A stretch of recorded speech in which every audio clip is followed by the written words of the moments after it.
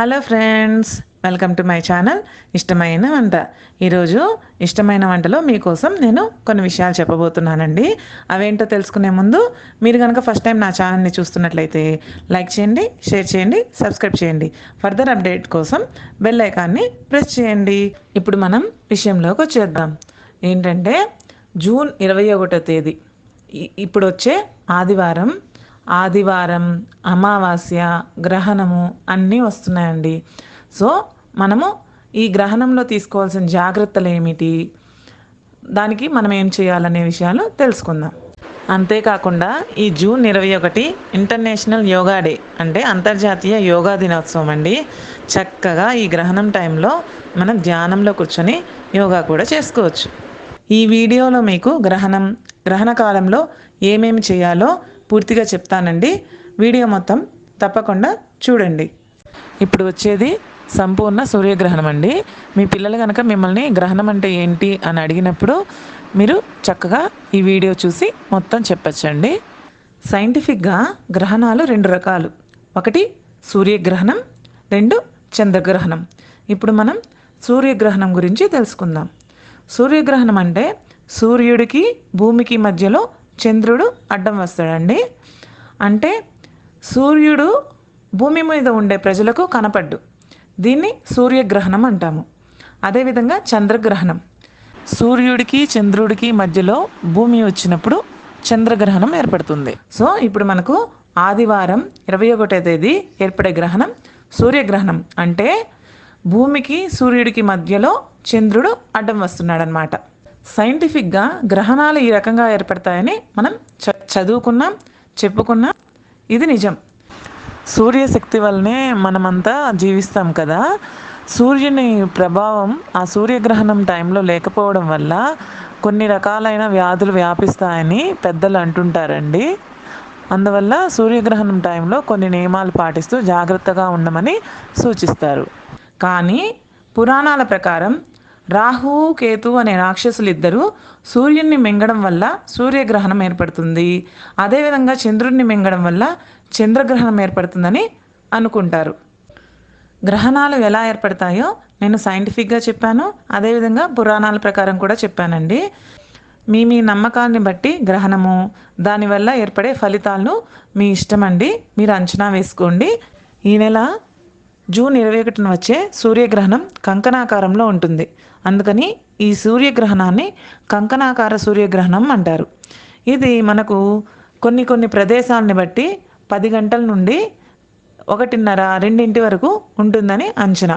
మీరు ఏ ప్లేస్లో ఉన్నారనే దాన్ని బట్టి నేను ఇది ఇండియాలో మనకు ఏ టైంలో వస్తుందో నేను చెబుతానండి. ఇప్పుడు నేను మీకు ఒక విషయం చెప్పాలండి. మనకు లాస్ట్ ఇయర్ అంటే 2019 డిసెంబర్ 26న కూడా ఒక సూర్యగ్రహణం వచ్చింది. అది కూడా కంకణాకారంలో ఉన్న సూర్యగ్రహణమే వచ్చింది. అది 3 గంటల 9 నిమిషాలు ఉందండి. ఇప్పుడు ఈ శార్వారినామ సంవత్సరం 2020లో జూన్ 21న వచ్చే కంకణాకార సూర్యగ్రహణం 3 గంటల 30 నిమిషాలు ఉంది. అంటే సుమారుగా లాస్ట్ ఉన్న సూర్యగ్రహణం కంటే ఈ సూర్యగ్రహణం 21 నిమిషాలు ఎక్కువ ఉంది. లాస్ట్ ఇయర్ డిసెంబర్ 26 తర్వాతనే ఈ సూర్యగ్రహణ ప్రభావం వల్ల మనకు కరోనా వచ్చిందని కొంతమంది పండితులు నమ్ముతున్నారు. అదేవిధంగా ఇప్పుడు వచ్చే సూర్యగ్రహణం కూడా కంకణాకార సూర్యగ్రహణమే. దానికన్నా అంటే లాస్ట్ ఇయర్ సూర్యగ్రహణం కన్నా ఇంకొక 21 నిమిషం ఎక్కువ ఉంటుంది. అంటే ఈ సూర్యగ్రహణంలో కూడా చాలా జాగ్రత్తగా ఉండాలని పండితులు నమ్ముతున్నారండి. అదేవిధంగా మన పెద్దవాళ్ళు చెప్తుంటారండి, అష్టగ్రహ కూటమి కానీ షష్టగ్రహ కూటమి కానీ 6 నెలలు ఉంటుందంట. అదేవిధంగా దుష్టగ్రహ కూటమి అయితే 60 నెలలు ఉంటుందంట. సో మనకు లాస్ట్ ఇయర్ డిసెంబర్ 26న కంకణాకార సూర్యగ్రహణం వచ్చింది కదా, అది షష్టగ్రహ కూటమి. సో ఈ 6 నెలలు మనల్ని పీడించిందని అనుకుందాం. సో ఈ 6 నెలలు మనం పీడింపబడ్డాం కదా కరోనా వల్ల. ఇప్పుడు వచ్చే శార్వారినామ సంవత్సరంలో వచ్చే కంకణాకార సూర్యగ్రహణం వల్ల ఆ పీడలన్నీ వెళ్ళిపోవాలని నేనైతే కోరుకుంటున్నానండి. ప్రపంచమంతా కూడా ఈ సూర్యగ్రహణంలో మనం జాగ్రత్తలు వహించి ఈ కరోనా నుంచి మనం విముక్తి పొందాలని నేను ఆశిస్తున్నాను. ఇప్పుడు మనం ఏ టైంలో మన ఇండియాలో ఈ సూర్యగ్రహణం ప్రభావం ఉంటుందో తెలుసుకుందాం. నేను మీకోసం ఈ వీడియోలో గ్రహణం ఇండియాలో ఏ ఏ టైంలలో స్టార్ట్ అవుతుంది, ఎండ్ అవుతుందో చూపెడుతున్నానండి. చూడండి, నేను మెయిన్ సిటీస్ చూపెడుతున్నాను. మీరు కనుక వేరే సిటీస్లో ఉంటే మీరు చూసుకోండి. బెంగళూరు చెప్తున్నాను. బెంగళూరులో 10:12 10 గంటల 12 నిమిషాలకు గ్రహణం పడుతుంది. 1:31 గ్రహణం విడుస్తుంది. అదేవిధంగా చెన్నైలో 10:21కి గ్రహణం పడుతుంది. 13:41 అంటే 1 గంట 41 నిమిషాలు, మధ్యాహ్నం 1:41 విడుస్తుంది. అదేవిధంగా హైదరాబాద్లో 10:14 గ్రహణం పడుతుంది. 1:43 గ్రహణం విడుస్తుంది. అదేవిధంగా ఇప్పుడు మనం తిరుపతి చూద్దాం. తిరుపతిలో 10:18 గ్రహణం పడుతుంది. 1:39 గ్రహణం విడుస్తుంది. విజయవాడలో 10:21 గ్రహణం పడుతుంది. 1:49 గ్రహణం విడుస్తుంది. అదేవిధంగా విశాఖపట్నంలో అయితే 10:29 గ్రహణం పడుతుంది. 13:59 గ్రహణం విడుస్తుంది.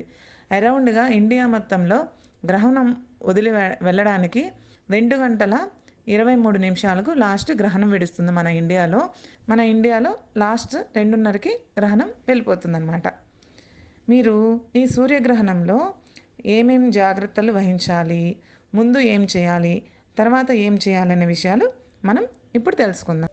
మనం గ్రహణం టైంలో ఏ పని చేసినా అది 100 రెట్ల ఫలితాన్ని ఇస్తుందని మన పెద్దవాళ్ళు చెప్పుకుంటారండి. అంటే మనం ఒక మంచి పని చేస్తే 100 రెట్లు ఫలితాన్ని, అదే చెడ్డ పని చేస్తే 100 రెట్లు ఫలితాన్ని, ఏది చేసినా కూడా 100 రెట్ల ఫలితాన్ని ఇస్తుందని మన పెద్దవాళ్ళు చెప్తుంటారు. గ్రహణం ముందుగా మనం యథావిధిగా మన పనులన్నీ చేసేసుకుందాము. కాకపోతే మనం తిన్న ఆహారము అరిగిపోయేలా ఉండాలి. అంటే 10 గంటలకు సూర్యగ్రహణం పడుతుందంటే ఒక 2 గంటల ముందు 8 మీరు టిఫిన్ ముగించండి. ఒకవేళ పిల్లలు కనుక తినలేకపోతే ఆ టైము 9 పిల్లల ఆహారాన్ని కూడా తినేలాగా చూడండి. మన పెద్దవాళ్ళు ఏం చెప్తారంటే, మనం తిన్న ఆహారం ఆ గ్రహణం పట్టే టైంలో మన కడుపులో ఉంటే అది చెడు పదార్థంగా మారుతుంది, లేదా విష పదార్థంగా మారుతుందని చెప్పుకుంటారు. అందుకే గ్రహణం పట్టే 2 గంటల ముందుగా మనం ఆహారం తినేయాలి. దాని తర్వాత ఏమీ తినకూడదని చెప్పుకుంటారు. గ్రహణం పట్టే ముందు అంటే 10 గంటల గ్రహణం పడుతుంది అనుకోండి, ఒక 10 నిమిషాల ముందు పట్టు స్నానం, అంటే గ్రహణ పట్టు స్నానం అని చెప్పి స్నానం చేయాలండి. అదేవిధంగా గ్రహణం అయిపోయిన తర్వాత గ్రహణ విడుపు స్నానం అని అంటారు.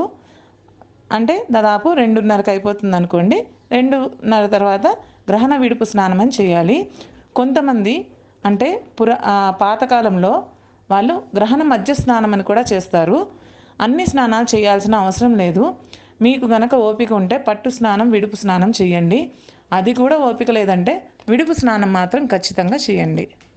గ్రహణ మధ్యకాలంలో దైవ చింతనలు, ధ్యానంలో మనశ్శాంతితో ఉండండి. దానివల్ల మనకు మంచి విశేష ఫలితం ఉంటుంది. ఈ గ్రహణ కాలం 3:30 ఉందండి. మనం ఎక్కువసేపు దైవ చింతనలో ఉండాలి, దైవ ప్రార్థన చేయాలి, నామస్మరణ చేయాలి అంటే నేను మీకు ఒక విషయం చెప్తాను. ఎప్పుడు మీ చేతిలో మొబైల్ ఉంటుంది కదా, ఆ మొబైల్లో సుప్రభాతం కానీ, లేకపోతే అష్టోత్తరం కానీ, భక్తి గీతాలు కానీ పెట్టుకోండి. మీకు టైం పాస్ అవుతుంది. నామస్మరణం వచ్చేటప్పుడు నామం పలుకుతూ ఉండండి. మీరు దైవ చింతనలో ఉన్నట్లు ఉంటుంది. ఇదొక ఐడియానేనండి. మీకు తోచినట్లుగా ఈ గ్రహణ కాలంలో మంచి పనులు చేస్తూ దైవ చింతనలో మనశ్శాంతిగా ఉండమని కోరుకుంటున్నాను. ఇప్పుడు ఈ గ్రహణ కాలంలో ఎవరెవరు జాగ్రత్తలు వహించాలో చెప్పుకుందాం. ఈ గ్రహణము మనకు వృషభ, మిథున రాశులలో వస్తుందండి. వృషభ రాశి అంటే కృత్తిక, రోహిణి, మృగశిర. అదేవిధంగా మిథున రాశి వాళ్ళు మృగశిర, ఆరుద్ర, పునర్వసు. ఈ వృశ్చిక, మిథున రాశులలో ఈ సూర్యగ్రహణం రావడం వల్ల ఈ 5 రాశుల వాళ్ళు జాగ్రత్తగా ఉండాలి. కానీ కొంతమంది మృగశిర, ఆరుద్ర నక్షత్రం వాళ్ళు జాగ్రత్తగా ఉంటే సరిపోతుందని చెప్తున్నారు. మీరు చూసుకొని ఫాలో అవ్వండి. ఈ మృగశిర, ఆరుద్ర, పునర్వసు, కృత్తిక, రోహిణి నక్షత్రం వాళ్ళు ముఖ్యంగా సూర్యగ్రహణం చూడకూడదని పెద్దలు అంటున్నారండి. చూడకుండా ఉండడమే మంచిది. సో జాగ్రత్తగా ఉండండి. సూర్యగ్రహణాన్ని చూసేవాళ్ళు కూడా డైరెక్ట్గా చూడకూడదండి. ఆ రేస్ అనేవి కంటికి అంత మంచిది కాదు. అందుకని జాగ్రత్తగా చూడండి. అదేవిధంగా ఇంకా ఎవరు జాగ్రత్తలు పాటించాలి అంటే ముఖ్యంగా గర్భిణులు. మన పెద్దవాళ్ళు గర్భిణీ స్త్రీలు ఈ గ్రహణ టైంలో చాలా జాగ్రత్తగా ఉండాలని చెప్తారు. అంటే కొంతమంది గ్రహణం టైంలో జాగ్రత్త వహించకపోతే మొర్రి ఉన్న పిల్లలు పుడతారని అంటారు. కొద్దిగా జాగ్రత్త వహించండి. అట్లా అని భయపడవద్దు. జాగ్రత్తగా మనశ్శాంతిగా మీరు గ్రహణం పట్టే ముందుగానే, అంటే 10 గంటలకు పడుతుందంటే ఒక హాఫ్ అన్ అవర్ ముందు మీ కార్యకలాపాలన్నీ ముగించుకొని మీరు రెస్ట్ తీసుకోండి. 2:30కి వదులుతుంది. ఒక హాఫ్ అన్ అవర్ తర్వాత అంటే 3 తర్వాత మీరు నార్మల్గా మీ పనులు చేసుకోండి. ఇప్పుడు మనం గ్రహణం పూర్తయ్యాక ఏం చేయాలో చెప్పుకుందాం. గ్రహణం పూర్తయ్యాక మనము ఇల్లు వాకిలి అన్నీ నీట్గా శుభ్రం చేసుకోవాలి. దాని తర్వాత విడుపు స్నానం చేయాలి. విడుపు స్నానం చేసిన తర్వాతనే ఆహార పదార్థాలు వండుకొని తినాలండి. అందుకనే నేను గ్రహణం పట్టే ముందుగానే ఆహారాన్ని తినడం వల్ల మనం ఇంత టైం ఉంటాం కదా, ఆకలి అనేది వేయదు. పిల్లలు ఉన్న వాళ్ళు జాగ్రత్తగా ఉండండి. ఈ గ్రహణం టైంలో మనము రోలులో రోకలు నిలబడుతుంది అని పాతకాలంలో బాగా నమ్ముతారండి. కొన్ని పల్లెటూళ్ళల్లో అయితే టెస్ట్ చేస్తారు కూడా. గ్రహణం పట్టిన తర్వాత రోలులో రోకల్ని పెడతారు, అది నిలబడుతుంది అని అంటారు. నేనైతే చూడలేదండి. కావాలంటే మీరు ఒకసారి టెస్ట్ చేసి చూడండి. ఈ గ్రహణ కాలంలో ఆలయాలు కూడా మూసివేస్తారండి. గ్రహణం అయిన తర్వాత ఆలయాలన్నింటినీ శుభ్రం చేసిన తర్వాతనే ఓపెన్ చేస్తారు. గ్రహణం పూర్తయిన తర్వాత మన పెద్దవాళ్ళు ఏం చెప్తారంటే గుడికి వెళ్ళి పూజలు చేయించుకోండి, దాన ధర్మాలు చేయండి అని చెప్తారు. ముఖ్యంగా గ్రహణం పట్టే టైంలో ఉన్న నక్షత్రాలు మృగశిర, ఆరుద్ర, పునర్వసు, కృత్తిక, రోహిణి వాళ్ళు గుడికి వెళ్ళి పూజలు చేయించుకుంటే మంచిదండి. దీన్ని మీరు ఎంతవరకు నమ్మవచ్చో మీ నమ్మకాన్ని బట్టి ఉంటుంది. అదేవిధంగా గుడికి వెళ్ళమన్నాం కదా అని గుంపులుగా వెళ్ళొద్దు. జాగ్రత్తగా వెళ్ళిరండి. ఇప్పుడు కరోనా టైం కదా, మీరు తగు జాగ్రత్తలు తీసుకొని మీరు చేసుకోండి. ఇంట్లో పూజ చేసుకున్నా సరిపోతుందండి. మీ అవకాశాన్ని బట్టి మీరు గుడికి వెళ్ళొచ్చు, దాన ధర్మాలు చేయొచ్చు. లేదంటే అవసరం లేదండి. ఇక్కడ నేను మీకు ఒక విషయం చెప్పడం మర్చిపోయానండి. మన గుళ్ళల్లో దర్బలు అని ఇస్తారు. ఇప్పుడైతే షాప్లలో కూడా అమ్ముతున్నారు. మీరు పూజ సామాన్ అమ్మే షాప్లో కనుక్కున్న ఈ దర్బలు ఇస్తారండి. ఈ దర్బల్ని మనం నిల్వ ఉండే పచ్చళ్ళ మీద, నిల్వ ఉండే నీటి మీద, వాటి మీద వేసుకుంటే ఈ గ్రహణ ప్రభావం ఉండదు అని పెద్దలు చెప్తారు. వీలైతే పాటించండి. గ్రహణం పూర్తయిన తర్వాత మర్చిపోకుండా మీరు ఎక్కడెక్కడ ఈ దర్బలు వేశారో ఆ దర్బలన్నింటినీ తీసేసి మీరు ఇల్లు ఊడ్చి ఇల్లు శుభ్రం చేసుకోండి. అదేవిధంగా గ్రహణం ముందుగా పూజ చేసుకునే పని అయితే మీరు కుంకుమ అక్షతలు, అంటే కుంకుమతో తయారు చేసిన అక్షతలు, నెయ్యి బొట్టు కానీ నూనె బొట్టు కానీ వేసి అక్షతలు తయారు చేసి మీ కులదైవం మీద వేసి పూజ చేసుకోండి. చాలా మంచిది. ఈ గ్రహణ టైంలో మమ్మల్ని రక్షించండి అని దైవ ప్రార్థన చేసి మనం ఈ గ్రహణ టైంని దైవ చింతనతో పూర్తి చేస్తే చాలా మంచిదని పెద్దవాళ్ళు చెప్తున్నారండి. వీలైతే పాటించండి. నాకు తెలిసిన కొన్ని విషయాలు మీతో షేర్ చేసుకున్నానండి. నాకు చాలా సంతోషంగా ఉంది. వీలైతే పాటించండి. నేను సింపుల్గా గ్రహణ టైంలో ప్రతి ఒక్కళ్ళు చేయదగ్గ విషయాల్ని నేను మీకు షేర్ చేశానండి. మీరు ఇంకా గ్రహణ టైంలో ఏమేం పాటించాలి, ఎలా చేయాలి, గ్రహణం అయిపోయిన తర్వాత ఏ దానాలు చేయించాలి, ఏ పూజలు చేయించాలి, ఇవన్నీ తెలుసుకోవాలంటే మీ దగ్గరలో ఉన్న పండితుల్ని కానీ పూజారులను కానీ కలిసి కనుక్కోండి. నేను సింపుల్గా ప్రతి ఒక్కళ్ళు చేతగాని వాళ్ళు కూడా చేసే విధంగా గ్రహణ పట్టు స్నానం, విడుపు స్నానం, ఇల్లు ఎలా క్లీన్ చేసుకోవాలి, పూజ చేసుకోవాలి, గుడికి వెళ్ళి చేతనైన పూజ దానం చేయడం గురించి మాత్రమే చెప్పానండి. మీ అవకాశాలను బట్టి మీరు చేయండి. ప్రతిదీ కంపల్సరీ ఏం కాదు. ఎవరి అవకాశాన్ని బట్టి వాళ్ళు చేస్తారు. నా వీడియోని మీరందరూ చూస్తూ ఆదరిస్తున్నందుకు చాలా ధన్యవాదాలండి. ఈ వీడియోని మాత్రం మీరు ప్రతి ఒక్కరికి షేర్ చేయమని కోరుకుంటున్నాను. మీకు కాకపోయినా మీ పక్కన వాళ్ళకు ఈ వీడియో ఉపయోగపడవచ్చు. So please share this video and subscribe my channel. Thank you.